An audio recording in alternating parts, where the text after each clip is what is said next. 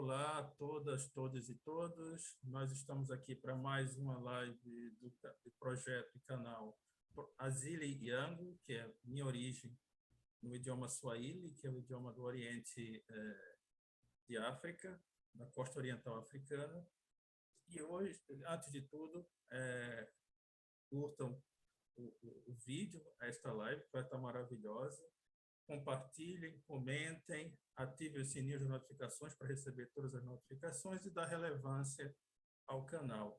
Hoje nós temos o grande prazer de receber aqui a psicóloga Naressa Klenda, que em 24 anos de vida já é psicóloga, formada em 2020 pelo UNIP Brasília, pós-graduanda em Neuropsicologia Clínica pela Universidade Única, cofundadora do projeto Relux, projeto social de atendimento psicológico voluntário na modalidade de plantão psicológico de pessoas com vulnerabilidades socioeconômicas. Atualmente, atende clinicamente nas modalidades presencial e online na clínica Bia Nutri, atendimentos particular e pós-convênios, seguindo a abordagem da Gestalt terapia. Naressa, muito obrigado por teres vindo aqui ao projeto Azili Yango. É um prazer recebê-la aqui e a palavra agora é tua. Boa noite, Eustáquio. Obrigada pelo convite. É um prazer estar aqui, de a gente poder ter esse espaço para falar um pouco sobre a saúde mental da população negra, né, que por anos foi tão marginalizada em todos os aspectos, quem dirá a respeito da saúde mental. É isso. Não, já é muita coisa, porque você, bem mais do que eu, sabe que em tempos de pandemia, em tempos normais, a saúde Sim. mental negra já é um problema a ser resolvido. Imagina em tempos pandêmicos. Deixa eu te perguntar, Naressa, quais são, dentro desse cenário do que você segue, daquilo que você encontra no seu dia a dia profissional, os maiores desafios do seu trabalho e de sua formação profissional? Ou seja, faz um pequeno roteiro de toda a tua formação até a tua atuação profissional e dentro dos desafios que você tem enquanto uma mulher negra que atende pessoas negras também e que está sempre em diálogo com essas pessoas. Me diz um pouquinho, fala um pouquinho dessa relação. Então, eu posso começar falando que um dos maiores desafios foi encontrar bibliografias, literatura escrita por pessoas negras. A maioria dos autores da área da psicologia, da psiquiatria, são homens brancos europeus. Então, para encontrar algum texto em que eu possa me identificar 100%, que não coloque pessoas negras ou outros povos originários de uma forma negativa, é bem complicado, mas a gente consegue se pesquisar a fundo. E eu tive a sorte de ter uma professora, doutora negra, psicóloga, que me indicou alguns textos, que me deu uma direção, mais ou menos, de qual a linha que eu poderia pesquisar e encontrar as respostas que eu tanto queria. Isso foi durante a formação. E agora que eu estou formada, também continua esse desafio de encontrar pesquisas feitas por pessoas negras. O atendimento também ser acessível para pessoas negras, por isso que eu, com mais ajuda de 2 outros colegas, decidi criar o projeto Relux para se tornar mais acessível, para o atendimento em saúde mental ser mais acessível para pessoas marginalizadas, que, consequentemente, no Brasil são, em maioria, pessoas negras. E o reconhecimento das pessoas negras para entender que a saúde mental importa, que não é um luxo, que só diz respeito a pessoas brancas. Acho que basicamente é isso, assim. E durante o contexto de pandemia, isso foi intensificado, porque por mais que algumas pessoas puderam continuar trabalhando de casa, a maioria das pessoas negras que são alocadas em subempregos não puderam ter esse luxo, né, de continuar trabalhando de casa em home office. Então, isso prejudicou também, acarretou no prejuízo para a saúde mental, como sempre. E poucas pessoas têm acesso, né, a um atendimento gratuito, de qualidade, poucas pessoas podem pagar. Então, esse foi um dos pilares, assim, para a gente poder criar o Relux. Um outro desafio que eu posso citar também é eu me identificar demais com os meus clientes, porque eles trazem vivências de racismo, solidão da mulher negra. Então, são coisas que eu vivi, que eu vivo, e é muito difícil eu me manter em uma posição mais distante e poder ajudar o outro quando essa dor também é minha. Mas estamos no caminho e a partir das bibliografias que eu leio, eu consigo manter essa posição mais distante, mais profissional para ajudar quem me procura, né? Larissa, eu acho que deve ser um desafio grande para ti, essa coisa que tu falaste, eu acho que é maior do que o próprio desafio da falta de recursos bibliográficos, é a falta de, entre aspas, vamos colocar aqui, de distanciamento, porque é tudo muito próximo, Sim. é todo mundo muito afeito, muito semelhante a ti mesmo, né? A você Uhum. mesmo. De alguma forma, isso te machuca, evidentemente, né? Com certeza. Às vezes, por mais profissional que a pessoa tente ser, não, às vezes não dá para diferenciar uma dor da dor que a gente sente, um prolongamento da nossa própria dor. Então, é Sem interessante. dúvida. Porque antes de eu ser psicóloga, eu sou um ser humano, né? Então não tem como eu não sentir a dor do que o meu cliente está sentindo, que traz para mim. E a maioria das pessoas negras que eu atendo, elas sofreram procurando por psicólogos negros para poder compreender essa vivência, né? Porque por mais que uma pessoa, um profissional psicólogo branco, ele tenha essa empatia de se colocar no lugar do outro, de compreender que é um sofrimento que é estrutural, né, que vem desde os tempos da escravidão, ele não vai saber na pele o que é de fato essa violência que pessoas negras sofrem diariamente. Então, a maioria passa por essa trajetória procurando algum profissional de psicologia negro. E a maioria deles falam que estava em busca e ficam super felizes quando o encontram. Isso é muito gratificante de escutar, mas também é um desafio a ser percorrido, né? Durante a minha formação, só tinham 7 pessoas negras, 7 estudantes negros. No quadro de professores, uma professora negra. Então, é um desafio ainda a ser percorrido. Isso mostra que a falta de acesso à educação ainda é um desafio a ser superado, mas estamos na luta, né, para conseguir mudar essa realidade tão triste no Brasil. E teu projeto Relux, que você vai falar um pouquinho dele mais para frente, é muito bom para você começar esse passo, né? Para Sim, sim. revisitar essas instâncias e trazer essas pessoas que têm tantas enfermidades mentais. E quando a gente fala de saúde mental, é até importante, Narissa, você mais do que eu pode dizer isso, que as pessoas têm um preconceito tremendo de ir a psicólogos, psiquiatras, psicanalistas, porque acha que é coisa de loucos, e a loucura Uhum. está estigmatizada como um mal, como um castigo, né? Alguma coisa que te coloca à margem. Isso aí a gente pode ver no Foucault, por exemplo, da história da loucura, e em outros autores que você deve ter lido e convivido. Mas isso são todos assuntos que se nascem, né, da nossa conversa, e tantas coisas que aparecem, mas eu queria que você me falasse uma coisa. Dentro de tudo isso, dessa trajetória que você está me dizendo, de que você passa, de que você sofre muitas vezes, tem essa ideia de compaixão, né, de sofrer com a pessoa que você está atendendo. Você, em algum momento, diante disso, pensou em desistir, é, em mudar de profissão, seja nos estágios que você fez antes de se formar, ou mesmo depois de se formar? Você já pensou que com sua profissão e seu exemplo mesmo que você não desista, você pode conseguir, persistindo, né? Mudar, resgatar tantas vidas. Isso que você falou de trazer com o Relux, por exemplo, como é que você lida com esse binômio, né?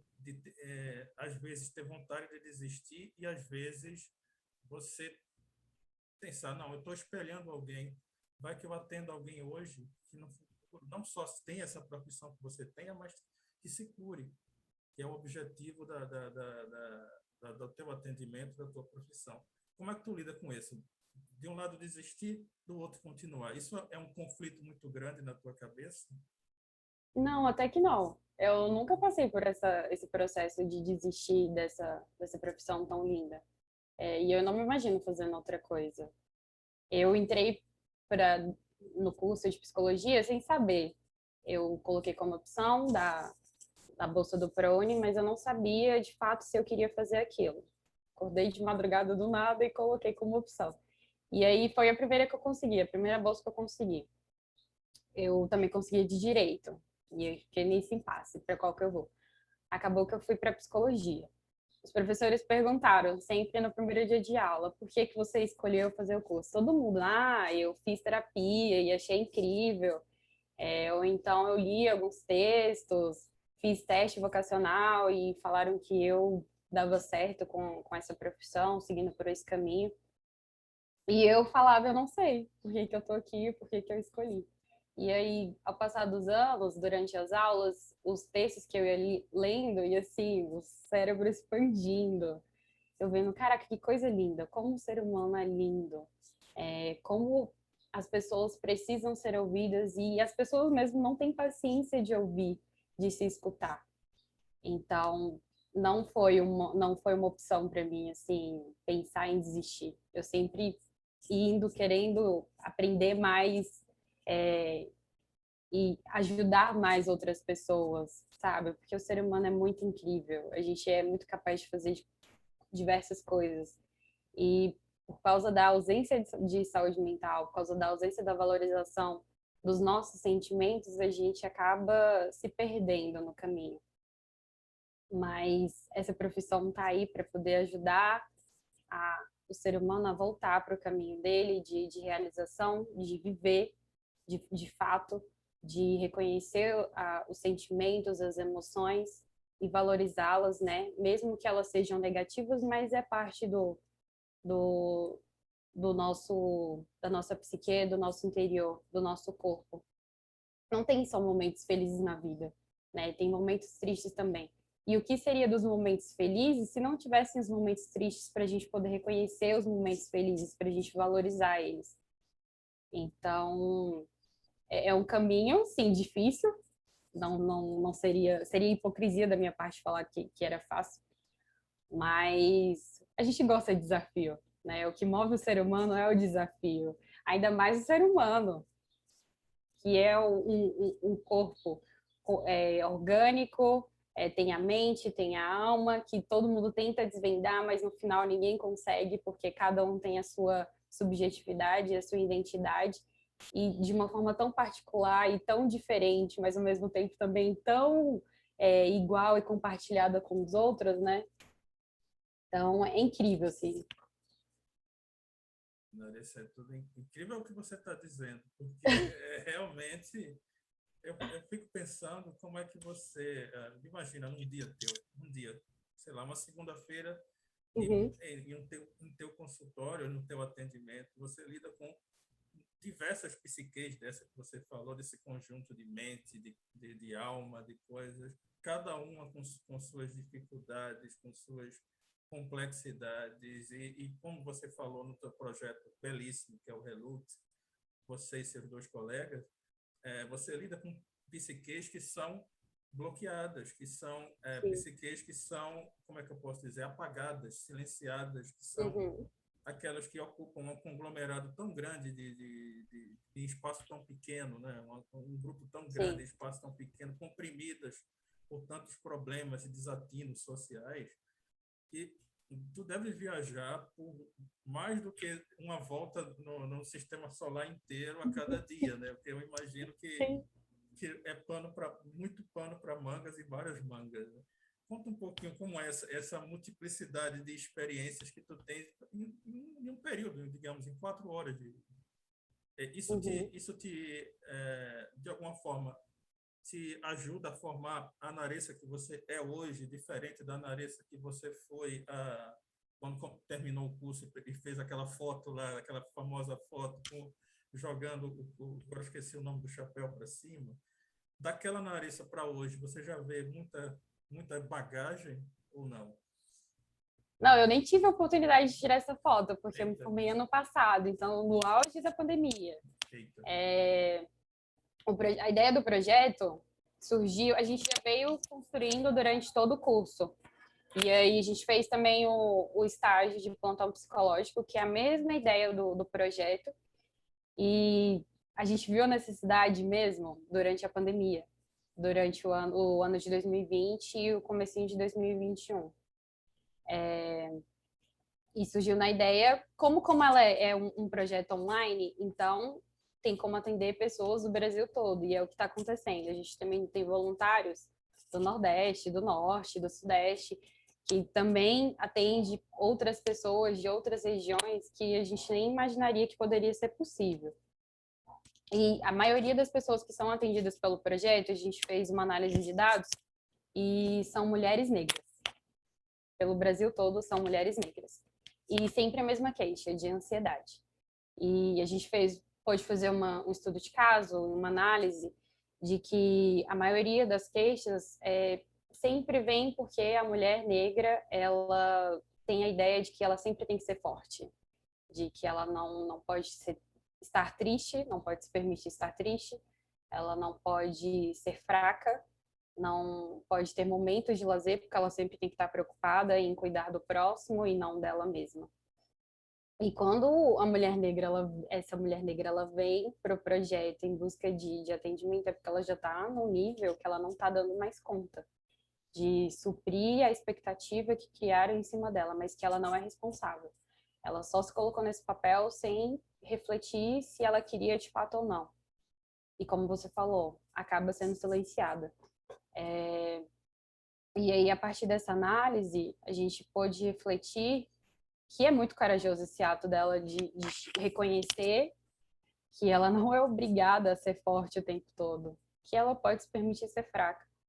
E assim, é muito, muito doloroso eu atender uma mulher negra que chega e na primeira sessão eu pergunto, e aí, por que você resolveu procurar o projeto?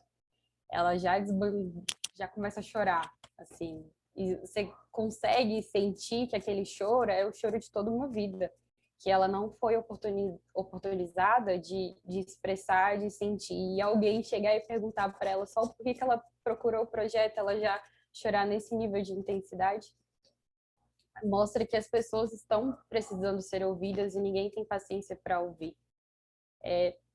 Uma pessoa do lado mesmo, assim, sabe? Perguntar se tá bem. Surgiu, né, durante essas 2 semanas passadas, um negócio no story do Instagram. E fora do story, você tá bem? Sim, Eu achei sim. muito curioso, porque as pessoas postam, repostam ali, mas se sentar alguém com ela para poder ouvir de fato se a pessoa tá bem, ninguém tem tempo, né? Porque as coisas estão muito rápidas, muito urgentes e todo mundo está muito ocupado, está tentando mostrar que está todo mundo bem, mas na realidade ninguém está bem no contexto em que a gente está vivendo, pandêmico, muitas mortes todos os dias, essa aflição e esse medo de contrair o vírus, sem contar na situação econômica do Brasil, onde gasolina está 7,30, um gás cento e poucos reais, carne de segunda, R$ 40, e quem antes sobrevivia, hoje está em qual situação? Será que ainda cabe dizer que está conseguindo sobreviver ou não? Tem pessoas voltando para a situação de miséria, e é muito doloroso, né? A gente ouvir essas coisas e não sentir nada. Eu estaria morta por dentro se eu falasse que eu conseguiria me distanciar do sofrimento dessas pessoas. Porque todo mundo está numa situação muito difícil no Brasil. Ninguém está bem, de fato. Então, assim, por mais que a gente consiga atender poucas pessoas, eu sinto que já é um avanço, assim, é um trabalho de formiguinha. E aí as pessoas vão indicando para outras pessoas que também acham que precisam, e isso é muito, muito rico. Indicar um trabalho para outra pessoa que você também acha que precisa. A gente atendeu uma pessoa da região do Espírito Santo. E aí, a partir dessa pessoa, várias outras pessoas do Espírito Santo surgiram. Uma psicóloga voluntária, nossa parceira, ela compartilhou no Twitter o nosso projeto. A nossa lista de espera estava em 200 pessoas aguardando para ser atendidas. Depois que ela compartilhou, surgiram 600 pessoas. Então, a nossa lista de espera está muito grande.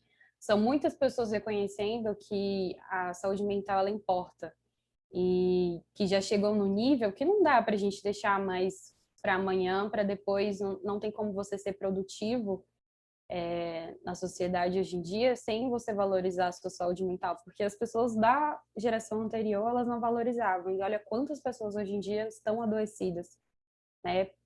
É um trabalho diário, é um desafio, mas igual eu falei anteriormente, a gente gosta de desafio, né?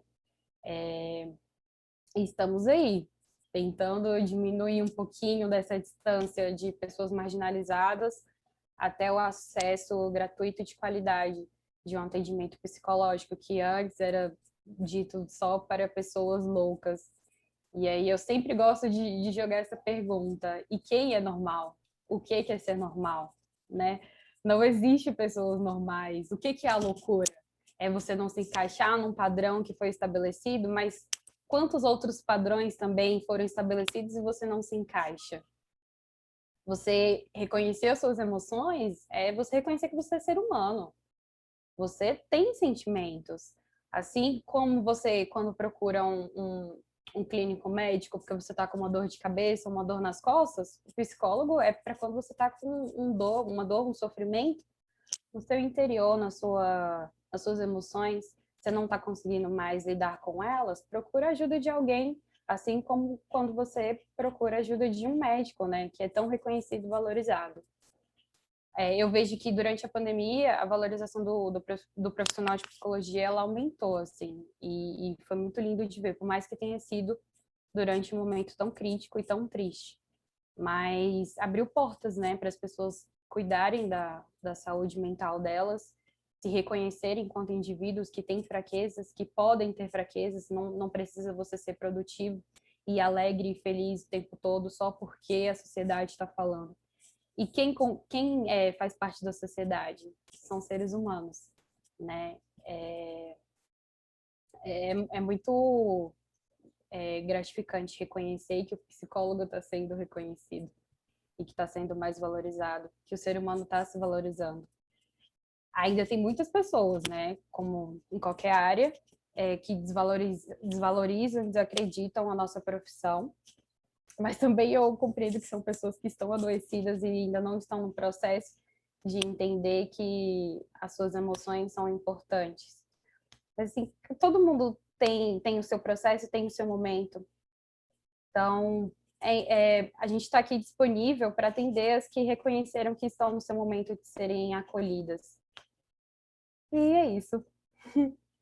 Mas essas que não estão ainda a valorizar vocês, profissionais de psicologia, talvez elas daqui a um tempo, daqui a um momento, alguns dias, ou pode durar anos, mas daqui a pouco elas vão estar na condição de se colocarem, porque é difícil você reconhecer que está mal. Uma sociedade que te obriga a estar bem. Exatamente. Às vezes eu vejo a ditadura do Good Vibes, eu não tenho nada contra o Good Vibrations, aquela coisa legal, aquele sol pintado Sim, no... vamos abraçar uma árvore. Exatamente, eu não tenho nada contra isso. Cada um tem suas filosofias de vida Sim, e eu sim. não vou aqui julgar. Mas não está tudo bem, não pode estar tudo bem quando você está diante daquilo que você falou, de uma hiperansiedade, porque eu acho que a pandemia do Covid trouxe uma hiperansiedade. Quem já era ansioso, já tinha problemas, por exemplo, financeiros, passou, como você mesmo disse, passou a condição de miséria, passou a condição daquela cena deplorável que me me fez literalmente chorar, que é a cena de pessoas roendo osso cru, entendeu? Porque não tinham nada, absolutamente nada para comer. Isso é subhumano, é desumano. E é nesse ponto que que quando faz um projeto social, você e seus colegas devem lidar, né, com muita gente que esteja nessa condição. É por isso que essas mulheres negras que você falou, quando chegam de frente para vocês, basta você fazer a primeira pergunta, o que é que te trouxe aqui, que eu acho que é aquela coisa da criar as crianças só, é aquela coisa de ser vítima de violência doméstica, que agora a Lei Maria da Penha considera violência psicológica contra a mulher Sim, sim. também crime. Eu acho que isso já deveria ser desde o início, mas antes tarde do que nunca, né? Uhum. Então, Narissa, eu acho que o Brasil é um país que já é, por si só, um país problemático para a saúde mental. Imagina um país com essa situação de política que o Brasil tem e com essa situação pandêmica, são 60%, se não me engano, nas últimas pesquisas, de pessoas com insegurança alimentar. Imagina, e muitas dessas são pessoas negras, são mulheres negras, com 3, 4, 5, muito de poucas para alimentar. Sim, e nessa situação, como que a pessoa está passando fome, ela vai se preocupar com a saúde mental dela? Ela está Exatamente. preocupada em saciar a fome que ela está sentindo. Óbvio que ela vai preferir ir atrás de trabalhar, mesmo que em subempregos que sejam precários, para poder trazer o sustento para dentro de casa, para todo mundo, pelo menos satisfazer com o mínimo, do que se preocupar se ela está feliz, se ela está bem, porque ela não está bem. É visível que ela não está bem. Você ir para um emprego que não te faz bem só para você trazer o mínimo para dentro de casa, não precisa ninguém perguntar se a pessoa está bem. Né? E óbvio que ela vai priorizar isso em detrimento da saúde mental. Então, também foi uma ideia de criar o projeto, entendeu? Para a gente se colocar no lugar do outro e entender que a saúde mental não era nem vista como um problema antigamente. Quem dirá hoje, né, na situação de pandêmica, em que muitas pessoas perderam seus empregos, o valor das coisas está super alto. E como você falou, pessoas em situação de miséria, uma pessoa em situação de miséria, ela vai se preocupar em comer, e não se ela tá bem, se a mente dela tá boa, se ela tá triste ou se ela tá feliz, se ela tem inteligência emocional ou não, se ela tá passando por situação de violência ou não. Ela quer sobreviver, né? Exatamente. Falou tudo. Ninguém vai, que nem que está com fome, vai pensar em outra coisa se não comer. Ninguém que vê um filho com fome vai pensar em outra coisa se não alimentar o filho. Não tem por onde você pensar diferente. Agora, já entrando nisso que nós estamos falando, eu queria te perguntar, Naressa, quais são as principais demandas, quais são as principais queixas dessas mulheres negras, quando você atende essas mulheres negras, quando você atende e como você falou, essas mulheres negras são a imensa maioria, né, das Uhum. pessoas que vocês atendem. Então, vamos nos concentrar nelas, porque elas têm um duplo prejuízo, um duplo preconceito, né? O machismo que está instaurado no Brasil desde que o Brasil foi invadido por Portugal e outras nações, e o racismo que veio junto com primeiros navios negreiros lá no século XVI. Uma mulher negra tem uma dupla marginalização. E o que é que essa mulher, quando ela consegue parar de chorar diante de vocês, o que é que ela diz? Quais são as principais queixas?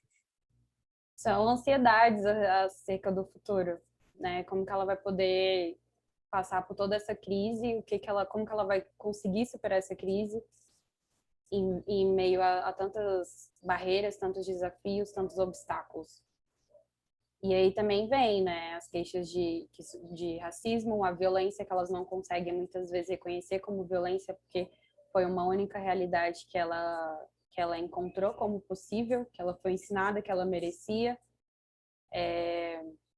A dificuldade de aceitar afeto, e quando esse afeto vem, ele vem muito um lobo em pele de cordeiro. ele vem disfarçado de afeto, mas na verdade é uma violência também. Muitas sofrem violência, todos os tipos de violência, violência psicológica, violência física, patrimonial, moral, mas não reconhecem como violência, como eu disse. O anseio de resolver o problema do outro, em vez de se preocupar consigo mesma. Sempre querendo... Ela teve uma paciente em específico que procura o atendimento dizendo que é para ela, mas ela coloca várias outras pessoas que poderiam ser atendidas no lugar dela. Então, não se reconhece como uma pessoa, né? E essa pessoa que merece ser ouvida, que merece ser acolhida, que tem sentimentos, que tem dores, porque ela enxerga a dor dela muito menor se comparada à dor do outro. Então, ela sempre se coloca como segunda opção e não como primeira. E aí vem essa baixa autoestima, né? Que não entende como ela como prioridade, sempre colocando os outros na frente. Eu até fiz um post na minha página do Instagram, em homenagem ao dia 25 de julho, que é o Dia Internacional da Mulher Negra, Latino-Americana e Caribenha. Eu fiz 3 posts. O primeiro falando sobre a interseccionalidade, né, que são os preconceitos que a mulher negra ela passa, que além dela ser mulher, ela é negra, e ela não enfrenta só o machismo, ela enfrenta o racismo estrutural, ela enfrenta o sexismo, toda a sociedade contra a mulher negra. Esse, inclusive, foi o título que eu coloquei.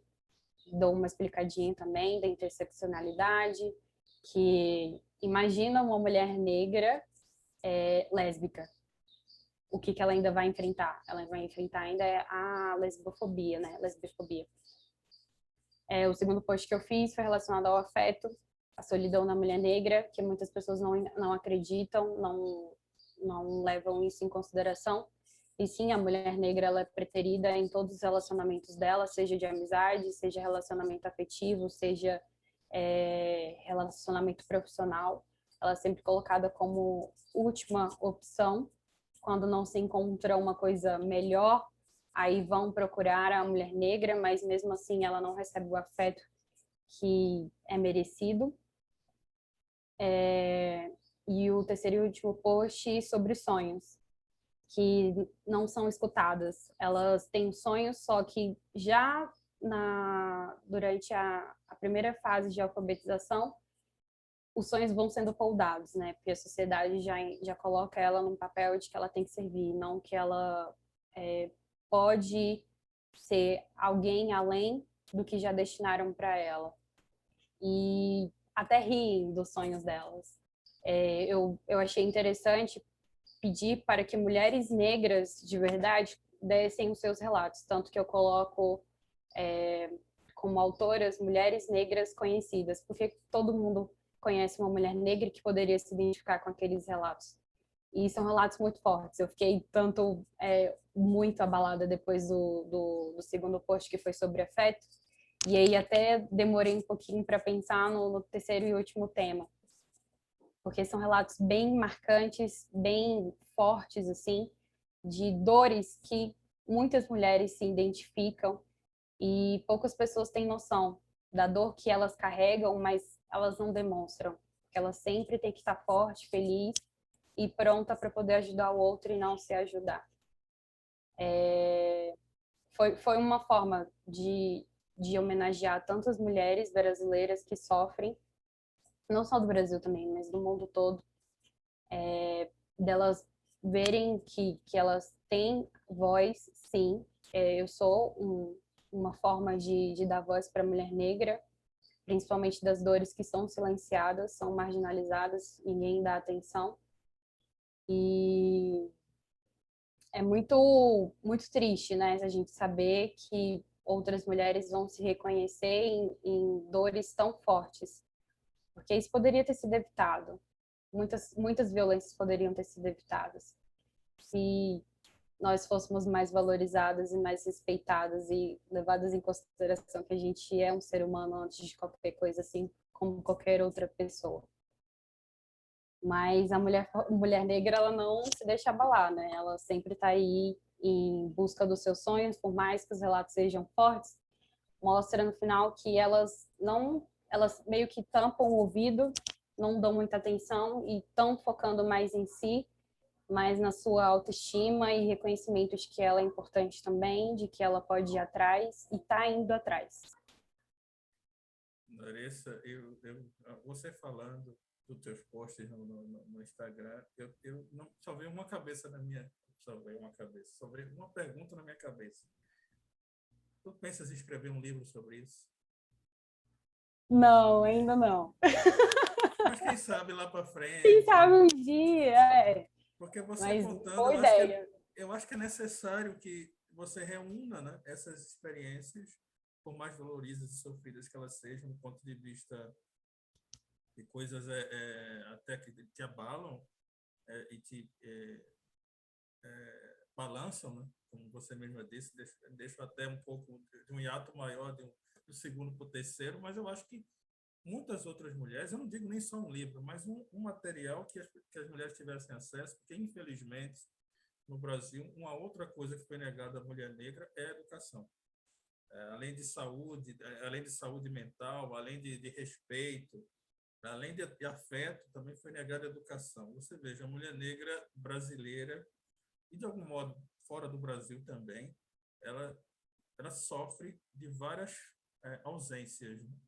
A ausência de uma companhia de verdade, como você falou, as pessoas com falsos afetos, com falsos cuidados, com interesses. Eu me lembro da Lélia Gonzalez, quando ela diz que a mulher negra no Brasil, ela primeiro foi mucama, depois a mulher negra se cristalizou como empregada doméstica e, por fim, como fetiche erótico, nas famosas mulatas, que ficam seminuas no carnavais e por aí vai. Ou seja, ou você está num ponto, ou está no outro, ou está no outro. Então, quando tu falaste da mulher negra lésbica, que sofre um triplo preconceito, né? Aí você só vai acumulando. Aí eu me lembro também da mulher trans negra, que muitas Sim, sim. morreram aqui em Pernambuco. Foram casos terríveis agora, eu acho que mês passado, no mês retrasado, 3 travestis morreram. Então, é muita coisa. E todas essas mulheres que a gente está falando aqui, elas se identificariam com essa tua iniciativa futura. Já fica como um apelo para você pensar com carinho nessa ideia no futuro. Sim, Né? sim, vamos pensar. Agora tá tudo ainda muito... Você ainda precisa conviver muito e vai conviver muito com muitas Sim. experiências a mais que vão ainda mais engrandecer essa tua vivência, que é um mundo realmente lindo. Eu acho muito bonita a psicologia, sempre achei. E a minha irmã é psicóloga, e eu sempre troco figurinhas com ela, então por isso que às vezes eu falo com ela, formada em filosofia, ela formada em psicologia. A gente fica trocando figurinhas e é um mundo encantador que eu vejo ela trabalha também com pessoas, mas ela trabalha mais com crianças. Uhum. Em situação assim de abandono, crianças deixadas nessas instituições e óbvio, se as mulheres negras são a base do teu atendimento, as crianças negras são a base do atendimento dela, que são aquelas que são preteridas. Aqui no canal, Larissa, eu tive a Tatiana, que é uma psicóloga também, e ela falou da dificuldade da adoção. E junto com a dificuldade da adoção de crianças negras, por pais negros ou não, tem a dificuldade das mães negras de abandonarem os seus filhos, porque entra naquilo que nós estamos falando, digamos, no tempo de pandemia, né, essa saúde mental da mulher que sabe que não dá conta de alimentar e nutrir o filho, ela tem, eu acho que a decisão mais pesada de todas as decisões, que é abrir mão do próprio filho para que ele tenha uma condição melhor. Então, isso tem que ser falado. Às vezes, isso não tem nada que eu acho que adoeça mais uma mãe do que ela ter que abrir mão do próprio filho, da própria filha, porque ela não consegue nutrir. Não é questão de afeto aí, é questão de subsídio mesmo, financeiro, é questão de alimento, não é uma questão de que a falta de afeto a ela. Muitas vezes até falta, você sabe melhor do que eu, né? Que muitas mães, inclusive, desenvolvem distúrbios psíquicos, né? De rejeição ao filho, enfim. Sim. são coisas que acontecem, não é E que seja responsabilizam só a mulher, né? Porque isso. ela não fez o filho sozinha. Os Onde que tá homens, esse pai? os pais não estão em lugar nenhum, né? Os pais eles só existem para fazer a fecundação do óvulo. Sim, Aí tem a questão do aborto, são tantas questões que nascem, e no caso da mulher negra são abortos clandestinos, aí você vê a discussão sobre o aborto, é tudo tão sim. complexo que se eu fosse falar contigo sobre todas essas questões, eu acho que a gente ia ter que terminar em 2022. E olhe lá. E só falando só o básico das É, questões. Mas, Larissa, assim, está sendo muito interessante o que tu estás dizendo. Muito interessante, muito rico, e está me deixando muita reflexão. Fala mais um pouquinho, Larissa, de só um bocadinho mais, como se dizia antigamente, fala um tostão mais. Agora, eu tive essa desculpa que tem alguém fazendo aniversário aqui no apartamento do lado. E está na hora do parabéns. perrengues do mundo virtual. Enfim, eu não posso comandar ou controlar os parabéns e felizes Sim. aniversários, e às vezes solta por aí. Mas fala um pouquinho mais disso tudo que eu estava te falando. A mulher negra, ou ela tem que abortar, porque o cidadão, eu não vou nem chamar de pai, porque não merece esse título, mas o cidadão que vai lá e tem a relação sexual com a mulher e nega o fruto dessa relação, e às vezes obriga, violenta que ela abra mão da gravidez, e esses casos tremendos de violência, porque muitas mulheres, Marisa, às vezes você vê na vida pré-Lei Maria da Penha, né, muitas mulheres eram violentadas pelos próprios maridos, ou seja, o sexo, quando não é consentido, é violência sexual. Então, tu deves lidar com tudo isso, né? Questões de mulheres que têm que abortar ou que abandonam filhos, violência sexual, mesmo que seja violência dos próprios cônjuges, ou seja. E ainda mais a pandemia, como é que fica essa mulher negra, Marisa? Eu até dei uma outra entrevista, gravei uma outra live com a Fernanda, ela do Raízes, e a gente falou sobre a violência contra a mulher, a violência doméstica. Muito se fala da violência doméstica, mas a gente não sabe de fato o que pode ser caracterizado como violência doméstica, né? É qualquer violência contra qualquer pessoa que more dentro da mesma casa. Só que a gente entende que a maior vítima é a mulher. E se você for fazer uma análise mais profunda e acrescentar interseccionalidade, óbvio que a mulher negra vai ser a maior vítima ainda, porque ela pode ser a esposa, ela pode sofrer violência do marido, ela não trabalhando como empregada doméstica, ela pode sofrer violência dos patrões.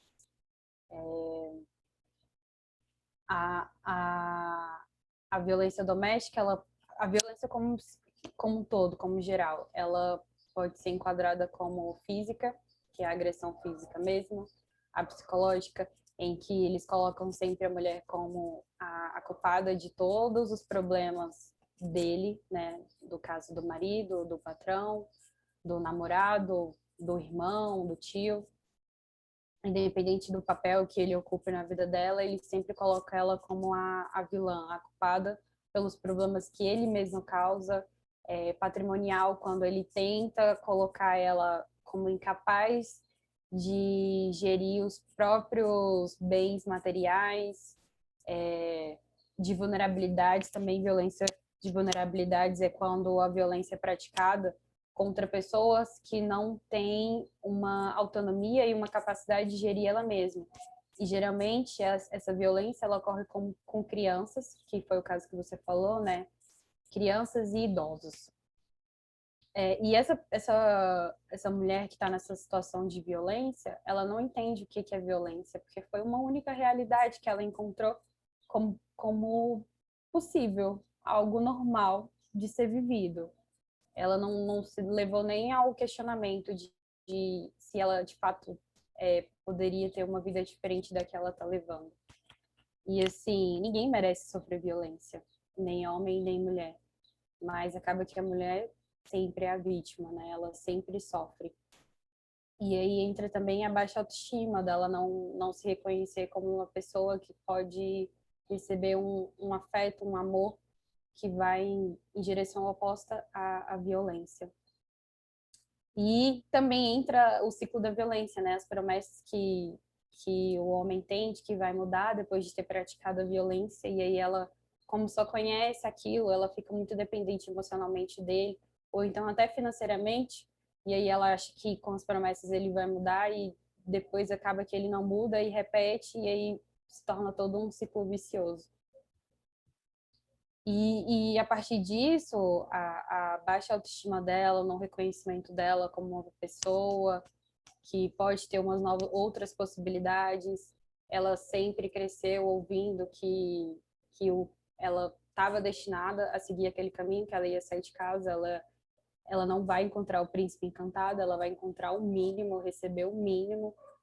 E aí entra a não inteligência emocional, porque ela não leva em consideração os sentimentos dela, ela sempre leva em consideração os sentimentos dos outros. Há casos em que, como você citou, em que mulheres têm a oportunidade de abortar, mas o aborto só é ilegal para mulheres negras, porque elas não têm dinheiro, porque a maioria de mulheres brancas tem dinheiro e conseguem fazer nas clínicas de uma forma que ela não vai sair de lá com alguma violência psicológica, ou o corpo dela não vai sofrer nenhuma reação negativa. Eu já conheço casos de mulheres que tentaram fazer aborto, né? Mesmo que estava dentro da lei, porque em caso de estupro, até um certo período da gestação, a mulher é amparada pela lei. Só que aí ela chega no hospital e ela ainda sofre a violência psicológica por parte dos médicos que desacreditam da palavra dela, achando que ela quer abortar porque ela não se preveniu, como se ela fosse suficiente por ela mesma para poder engravidar e não precisasse de um parceiro.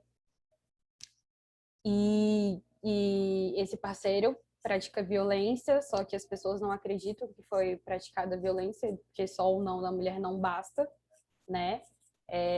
Mesmo registrando a ocorrência, não consegue fazer o aborto. Já presenciei casos disso, que ela não conseguiu fazer o aborto que é vigorado em lei, e teve que procurar clínicas, outras formas de conseguir realizar o ato. Conseguiu encontrar clínicas que eram supostas clínicas de aborto, mas ela entrava lá e tentavam fazer com que ela desistisse do aborto, mesmo esse aborto tendo sido advindo de um estupro. E fazendo aquela pressão psicológica, aquela lavagem, né, colocando a mulher como a culpada de toda a situação que ela tá, envolvendo Deus, religião, impondo uma religião para cima da mulher, sendo que nem sabe se ela acredita naquilo de fato. E aí, em último caso, não conseguiu realizar e levou para adoção. E aí entra a dor também que você falou. Então, é muito recorrente, né? É muito comum a gente ver essas situações. Muitas mulheres conhecem outras mulheres negras que já tentaram fazer aborto, mas não conseguiram. E se conseguiram, foi de formas precárias que deixa marcas nelas até hoje. É muito difícil. Imagina para uma mulher negra que cresce achando, cresce internalizando que o eu ideal dela é você ser forte o tempo todo, você tá ali para cuidar de todos os outros, priorizar sempre os outros. E alguém que veio de dentro dela, ela não conseguir fazer isso que ela sempre fez por outras pessoas, imagina, é uma dor assim devastadora, né? Eu não tenho nem noção. Mas consigo imaginar o quanto deve ser difícil, porque também cresci ouvindo que eu tenho que ser forte o tempo todo, que tenho que estar ali para servir. E isso antes da pandemia. Agora, imagina durante a pandemia, o quanto que isso ficou intensificado, correndo o risco de você contrair o vírus e vários lugares fechados, né? O acesso mais dificultado, as coisas, o preço subindo, assim, de forma agressiva e super rápida. É uma situação muito complicada, igual você falou, dá um livro. Mas, Tem muita coisa que a gente poderia continuar falando para ser trabalhada e discutida, e são coisas que precisam ser ditas constantemente para as pessoas levarem isso para dentro de casa, para as donas de casa mesmo, para as empregadas domésticas, para as mulheres negras, elas entre elas poderem questionar entre si, refletir, discutir, para elas compreenderem a situação em que elas foram colocadas e elas nem se questionam. Isso precisa ser dito para a sociedade como um todo, para poder ser discutido. A Lei Maria da Penha ela só surgiu por quê? Porque foi levado para discussão a violência que uma mulher estava passando, né? Mas que outras mulheres já estavam passando isso há muito mais tempo, mas que como ninguém não chegou ao ponto de dizer que isso era um problema, então não tinha sido considerado como um problema. Então é importante que a gente fale de todas essas problemáticas para as pessoas entendam que isso é um problema que precisa ser debatido, precisa ser reavaliado, ser classificado como um problema e ser resolvido. Porque a mulher negra ela é a base da sociedade. Ela está na base da pirâmide da sociedade. Se não existe a mulher negra, não existe o resto da sociedade. Muitas pessoas se gabam de serem negras por serem miscigenadas, mas o que é a miscigenação? Ela é o estupro da mulher negra. Então, a base da população do Brasil todo veio de mulheres negras que foram estupradas. Então, ela é sim, a base da sociedade brasileira. Ela precisa ser respeitada como alguém que foi sacrificada de forma violenta para muitas pessoas estarem vivas aqui vivendo. E batendo no peito e dizendo que é negro só por essa questão. Então, é preciso ser dito, né? É preciso ser debatido. Essa oportunidade que a gente está tendo agora de conversar sobre isso é incrível. A internet ajudou isso de uma maneira incrível que não poderia ter tido anteriormente, porque esses temas eram debatidos somente em quem estava dentro da academia, quem tinha acesso à educação, e quantas outras pessoas eram deixadas de fora porque estavam ali só para trabalhar, para sobreviver. E esses assuntos precisam chegar a quem sofre, né, para poder reconhecer que sofre violências, que passam por essas situações que são problemáticas, que precisam ser resolvidas. Não podem continuar sendo vividas como se fosse normal, porque não é normal. Larissa, você me fez lembrar uma analogia, que quando a gente começa um curso de filosofia, a gente começa a estudar pela Grécia, né, a questão da antiguidade. Embora eu acho que a filosofia começou em África, mas aí é outro assunto, mas Sim, sim. Por que a gente estuda a história da Grécia, da Atenas, os deuses gregos, sendo que tem várias outras filosofias que poderiam ser bem estudadas?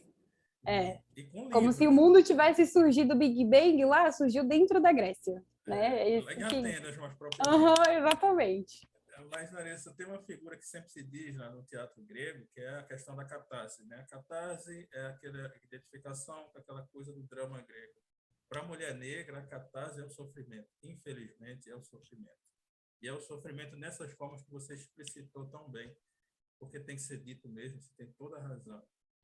E o que me deixa mais triste, Larissa, é que nós estamos comemorando 15 anos da Lei Maria da Penha. Tem que ser comemorado, porque muita coisa mudou para melhor. É claro que falta muito ainda, mas muita coisa já melhorou com a Lei Maria da Penha. Mas são 15 anos. Esse ano nós fizemos, só de invasão do Brasil, 521. Aí você tira 15 anos disso, veja quanto tempo de Brasil a mulher foi violentada, a mulher negra foi violentada sem nenhuma reparação legal, sem nenhuma reparação nessa violência toda. E ainda teve, no século XX, aquela ideia de democracia racial, que não existia racismo no Brasil e que tudo aqui era... Ainda tem, Ainda né? tem, Infelizmente. que é tudo paz e amor e que aqui todo mundo convive bem em harmonia, todo mundo é feliz. Enfim, tudo isso que você também deve Que, lidar com não, que o essa... negro que é racista porque ele se coloca numa posição Isso, de que é diferente do branco. Racismo nunca existiu, a escravidão nunca existiu. não. Foi, E se existiu foi culpa nossa. é, exatamente, foi o branco que foi escravizado pelo negro. Coitado. Mas, enfim, isso que tu falaste da violência contra a mulher negra lá, na escravidão lá, nos engenhos, que produziu essa miscigenação que muita gente se gaba em ter hoje, só me lembra aquele quadro que eu sempre falo aqui, é recorrente aqui no canal, que é o quadro da Redenção de Campo, que é aquele quadro onde tem uma geração de uma senhora já idosa, bem negra, retinta, a filha já é mais clara, de pele mais clara, o filho dessa filha já tem pele completamente clara, e o marido da filha dela é branco. Está tudo descrito num quadro. Tudo descrito num quadro, sem nenhuma palavra. Contou a história toda. E a mulher negra, a negra retinta, chamaria de matriarca da família, agradece aos céus, no quadro, pela filha ser mais clara e pela neta ser mais clara ainda. Aí tu percebe que pronto, está resumido a violência que a mulher negra passou no Brasil num quadro. E como é que se diz? Isso tudo por conta dessa democracia que a gente fala, dessa coisa linda. Eu também conto uma história aqui, Larissa, até desculpa porque posso estar prolongando, porque esse assunto me tomou do assunto, mas eu prometo que é a última coisa que eu trago.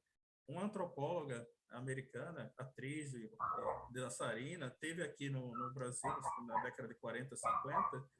Ela veio com aquela ideia que Gilberto Freire propagou, que tudo aqui era maravilhoso, que não existia racismo, nunca existiu racismo no Brasil. Aí ela vai em São Paulo, chega em São Paulo, vai no hall do hotel, e na hora que ela chega no hall do hotel, dizem a ela, não, aqui pessoas da sua cor não entram. Mas como, né? Aqui era a democracia racial, como é que pode? Uma mulher que veio para se hospedar, que é a convidada do evento, não pode se hospedar porque que ela era uma mulher negra de pele clara, não era nem uma mulher negra retinta.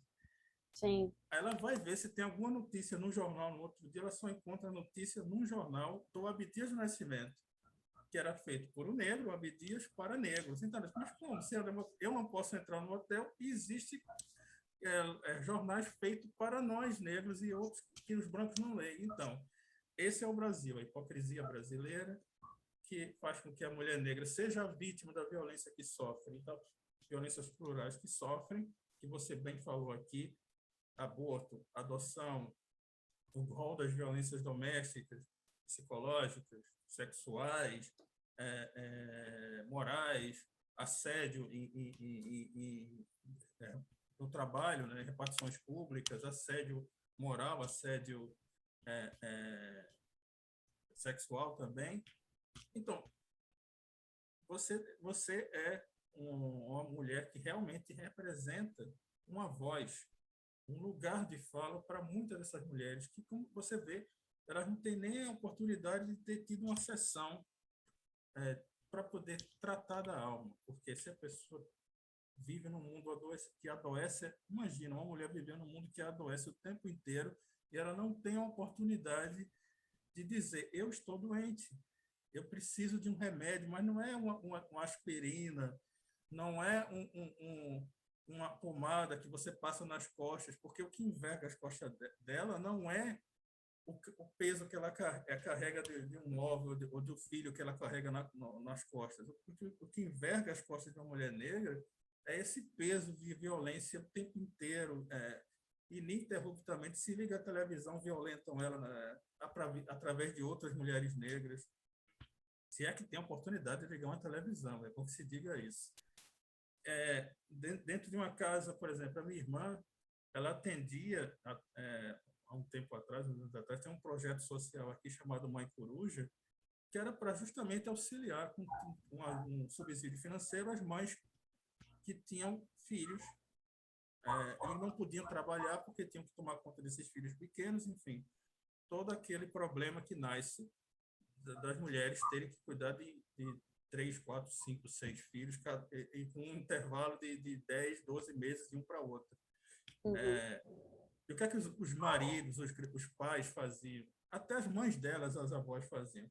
Ah, vamos ter filho, porque cada filho era um dinheiro. Nossa, Então, as mulheres chegavam a ter 10 filhos, porque elas ficavam sustentando a vida inteira desse dinheiro. Imagina. Aí a minha irmã atendia essas mulheres e imagina como é que estava a mente, a alma de uma mulher dessa, que sofria essa outra violência financeira. sim, a Mas falta de perspectiva, né, de encontrar um caminho que ela possa mesmo se sustentar. Falta de oportunidades também, né? todo o tempo. E estou falando disso não é aqui na região metropolitana, onde você tem vários acessos. Estou falando de mulheres do sertão, que é 300, 400 quilômetros daqui. Ou seja, sem nada, sem nenhuma perspectiva, a mulher simplesmente era uma mulher que dava à luz a meninos anualmente para ganhar dinheiro. E para ganhar dinheiro virava uma máquina. Aí o homem, quando cansava, deixava ela e pegava outra e fazia a mesma coisa, porque ele ficava com dinheiro para beber, para sair com os amigos, e ela tinha que cuidar sozinha da casa. Imagina, é triste ter que falar disso, mas é isso que o Brasil é isso que o Brasil faz. Mas, Narissa, eu não quero mais tomar teu tempo, embora a nossa conversa esteja sendo muito elucidativa, agradável e importante, como você mesma disse. Então, eu queria que você fizesse as suas considerações finais, já agradecendo imensamente a importância que você tem, não só enquanto uma profissional de psicologia, mas enquanto uma profissional de psicologia que saiu do lugar comum para procurar ajudar essas pessoas que não têm como nem sequer pagar a condução, o transporte coletivo para ir para algum lugar desses. Elas não têm condições nem de dar, como você mesma falou, sustento para os filhos e para si, numa pandemia dessa. Ainda tem a questão de dengue, chikungunya, zika, ainda tem questão de como tu falaste, um botijão de gás a R$ 100, ainda tem questão de um quilo de carne, que eu não digo nem carne, é o quilo de ossos, vamos dizer assim, de Sim, ossos estão sendo vendidos, né, agora. 40, quase R$ 50. E eu queria agradecer imensamente por você começar a sua carreira, você começou recentemente, e já Uhum. começar assim também, começar sendo uma pessoa tão importante para essas mulheres, sendo uma voz, uma porta-voz dessas mulheres. Eu sou imensamente grato. A minha ancestralidade agradece a sua ancestralidade, porque esse é um papel ancestral que você está fazendo. É um resgate ancestral, é um trabalho ancestral. Então, fique sabendo que isso faz muito bem para você, como você mesma disse, e faz muito bem para seus colegas que estão trabalhando com você, para toda essa rede que vocês estão construindo de voluntários. Eu queria que você soubesse que eu estou muito feliz de ter pessoas assim, com essa dinamismo, essa força, esse desejo de mudar, essa sede, esse fogo nos olhos, como se diz, para seguir a sua profissão ao máximo possível. Que ser uma pessoa que trata de almas é isso, na minha concepção, na minha modesta concepção externa. Tratar de almas, tratar de psiqueis, não é somente encontrar as pessoas 20 minutos, 30 minutos de uma sessão. É você fazer da sua vida uma vida em prol dessas vidas. É você resgatar em todo momento e aumentar a sua bagagem, aumentar a sua experiência e aumentar a sua bondade no mundo. Isso é bondade para mim. Então, eu agradeço imensamente por você ser essa profissional que você é, por você ter essa mentalidade que você tem. Agradeço por estar aqui. Foi um prazer recebê-la. as portas do projeto Asile e Ângulo estão abertas para ti. Se você quiser vir com seus colegas falar única e exclusivamente do projeto Relux, vocês estão mais do que convidados, é só a gente marcar outra oportunidade. Fala também das tuas redes, de como te encontrar, de como encontrar o Relux. E muito obrigado mesmo, muito axé para ti. E é um prazer tê-la aqui mesmo. Então, agora contigo as tuas considerações finais. Deixa só o avião passar aqui, o perrengue do online. Eu quero agradecer também a oportunidade de poder falar um pouquinho. O espaço, né, foi muito rico essa conversa. Como eu disse, a gente precisa conversar abertamente sobre esses assuntos. E mais enriquecedor ainda, duas pessoas negras debatendo esses assuntos que perpassam as nossas vidas. E é Ubuntu, né? Eu sou porque nós somos. Então, se eu tô aqui é porque outras pessoas lá atrás oportunizaram que eu pudesse estar aqui. Agradeço ao meu pai e minha mãe que me mostraram esse caminho de que é importante você ajudar o próximo com o máximo que você possa e sem esperar nada em troca. Saber de onde vim e para onde eu quero ir, para onde eu quero chegar e carregar todos os meus comigo. Porque não adianta eu chegar lá na frente e conquistar tudo sendo que eu não vou ter ninguém ao lado. Né? Principalmente as pessoas que me ajudaram a ser quem eu sou. O ser humano ele não se desenvolve no isolamento, ele precisa de outras pessoas para poder se desenvolver e conquistar tudo que ele quer. E se eu tive oportunidades, outras pessoas também podem ter oportunidades, sim, merecem essas oportunidades. A minha trajetória profissional está começando agora, como você disse, e assim, daqui para frente eu quero ao máximo ajudar a quantidade de pessoas assim, o maior que eu puder, para que elas tenham uma autoestima, uma inteligência emocional, se reconhecer como um ser humano que tem suas vivências, sua subjetividade é única e merece ser respeitada, merece ser ouvida, um caminho lindo a ser percorrido, que precisa de oportunidades. Se o projeto for uma oportunidade para ser ouvida, que lindo também. Podem me encontrar através do meu Instagram, @psi.nareclenda. E lá encontra todas as outras formas. Tem o link para poder acessar o projeto, o Instituto Ubuntu, que a gente também tem parceria, que atua ali na região do Rio de Janeiro também. Tem outros profissionais de outras áreas que também dão uma assistência para pessoas com vulnerabilidade socioeconômica. E com certeza vou aceitar o convite para poder depois vir falar do projeto com os parceiros, para a gente poder divulgar e alcançar a maior quantidade de pessoas que precisam ser ouvidas e acolhidas em momentos tão críticos, né? Tão emergentes. E é isso, só gratidão demais pela oportunidade e pela experiência. E é como, só para concluir, é como diz a Angela Davis, né? Quando uma mulher negra se movimenta, ela movimenta tudo. A sociedade toda. Tudo. Nada fica como era, nada fica como estava. Exatamente. Então, eu agradeço a presença da Naressa Clenda. Ela, como ela falou, @psi_nareclenda, que é o Instagram dela. E lá você vai encontrar todas as redes, sejam do Instagram ou mesmo sites e tudo mais, tudo vai estar lá indicado. Então, sigam a Naressa, ela tem um trabalho importante no Instagram também, e eu já digo que a sigo. Sigam o Instagram dela, do projeto dela, Relux, do Ubuntu, sigam lá todas as redes. Se quiserem deixar alguma pergunta para a Naressa, podem encontrá-la nessas redes, vocês podem entrar em contato com ela. Caso queiram, deixem aqui nos comentários e depois eu repasso para ela e ela responde assim que ela puder. porque a agenda dela não é fácil de encontrar, porque essa mulher não para, entendeu? Então, e não tem que parar mesmo. Exatamente.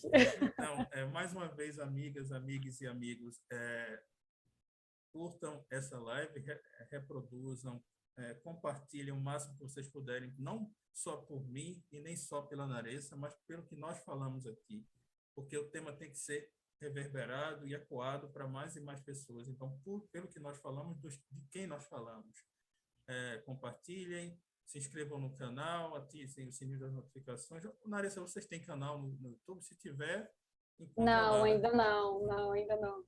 Pronto, mas sigam o Instagram, que já é material para mais de metro, como diz o ditado. Então, eu deixo boa noite a todos, um desejo, todos e todos, um desejo de que vocês incorporem e absorvam essas palavras que a Naressa nos trouxe, porque é preciso que a gente note as pessoas negras e as doenças, os adoecimentos mentais das pessoas negras, e em especial das mulheres negras, que é quem carrega, como ela mesma disse, com muita propriedade, quem carrega esse Brasil, e não só o Brasil, a América inteira, como foi bem lembrado no dia 25 de julho, o mundo inteiro, a base dessa pirâmide, a base de construção dessa pirâmide é a mulher negra. A mulher negra é o grande útero dessa humanidade. Então, respeitem, não sejam pessoas que neguem afeto às mulheres negras, nem sejam suas mães, suas irmãs, suas amigas. Afeto não se resume a afeto sexual, afeto no sentido geral, sexual também, mas afeto materno, afeto de filho, afeto de irmão, afeto de amigo. Então, tenham isso pela mulher negra, e mulheres negras tenham projetos como o Relux para serem oportunidades de tratarem desses males todos que elas foram obrigadas a sofrer, que, como você disse, nem sabem que sofrem. Exatamente. Então, muito obrigado, Naressa. Mais uma vez, as portas estão abertas. Até a próxima, pessoal. Boa noite.